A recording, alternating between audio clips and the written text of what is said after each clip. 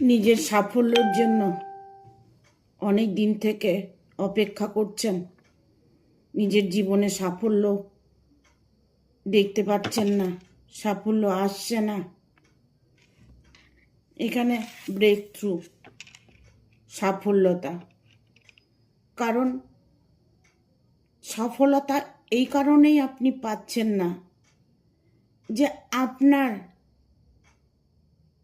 ইচ্ছেটা কখনো নেগেটিভ হচ্ছে, কখনো পজিটিভ হচ্ছে। আপনি কখনো ভেঙে পড়ছেন, কখনো স্ট্রং হচ্ছেন। আপনাকে একটা দিশা মেনে নিতে হবে, বেছে নিতে হবে। সাফল্য আপনার দোরগোড়াতে আছে, সেটা সবসময় আপনার সামনে জ্বলজ্বল করছে। আপনি সেটাকে ফলো করার চেষ্টা করুন। আপনার নিজের মনের মধ্যেই আছে, সেটাকে দেখার চেষ্টা করুন। সাফল্য আপনার আসবেই। ট্রাভেলিং, আপনার জীবনে অনেক ভ্রমণ আছে।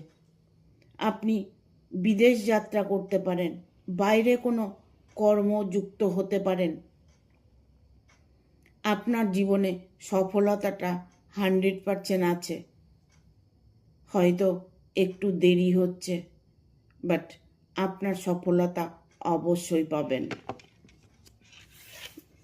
ইনোসেন্স, নির্দেশনতা। আপনি হয়তো কোনো নির্দেশন পাচ্ছেন, কারো কাছ থেকে হয়তো কিছু পজিটিভ ফিল করতে পারছেন, বাট সেই পথে তাহলে চলার চেষ্টা করুন, তাহলে সাফল্য আপনি অবশ্যই পাবেন। এক্সারশন, গ্লানি।